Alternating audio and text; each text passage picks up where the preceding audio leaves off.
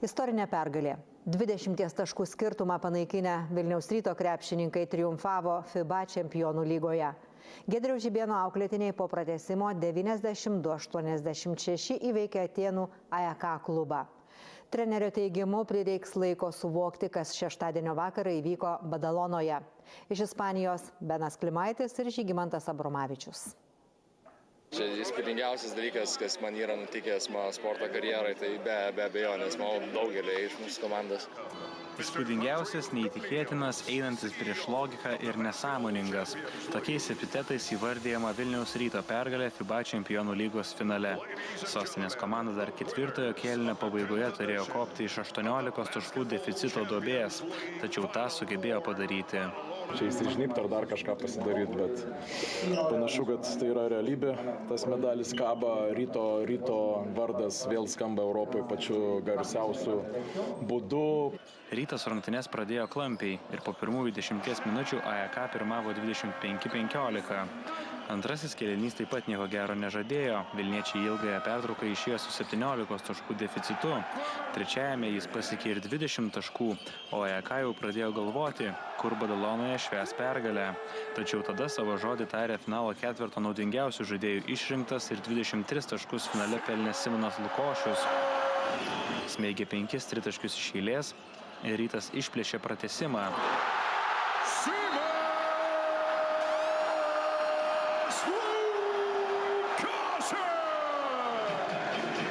Jame dominavę Vilniečiai po 17 metų pertraukos iškovojo tarptautinio turnyro trofėjų. Gerai jautėsi tas metimas ir vis tiek jau buvau įmetęs per tą kėlinį, 4, man atrodo, tai jo, gerai derinys pavyko. Tai reikėjo tik tai pagazdinti, 0 prašoko ir visai neblogą metimą išsimečiau ir jo, labai džiugu, kad jis įkrito. Vilniaus Ryto krepšininkai FIBA čempionų lygos čempionai. Artūras Gudaitis kelia taurę.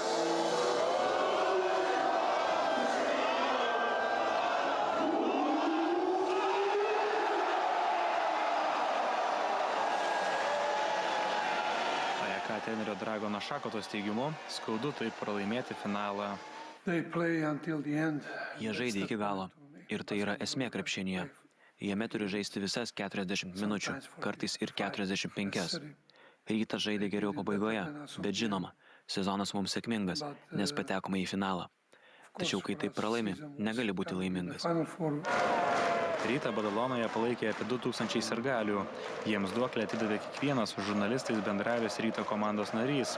Krepšininkas Ignas Sargiūnas sureagavo į Šarūno Jasikevičiaus komentarą. Treneris teigė, kad Žalgiris yra vienintelė Lietuvos komanda. Jis sakė, Žalgiris yra viena komanda, aš pasakysiu, Rytas yra daugiau nei komanda.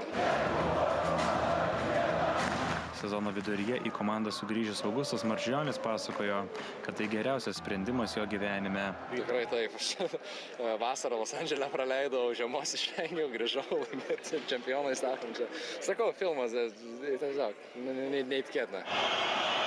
AEK komandoje iš 2 lietuvių, Mindaugo Kuzminsko ir Luko Lekavičiaus, ant parketo pasirodė tik pastarasis. Jis prametė pergalę Graikijos klubui galėjusi nulemti metimą, o rungtynėse iš viso surinko 8 taškus. Pastarąjį kartą tarptautinio turnyro titulą Rytas iškovojo 2009-aisiais, laimėjo Europos taurę. Mažajame FIBA čempionų lygos finale bronzą iškovojo Malagos Unikaha 85-80 įveikusi Tenerifės La Laguna. Fucking around, I keep right now. I ain't tryna tell you what to do, but tryna play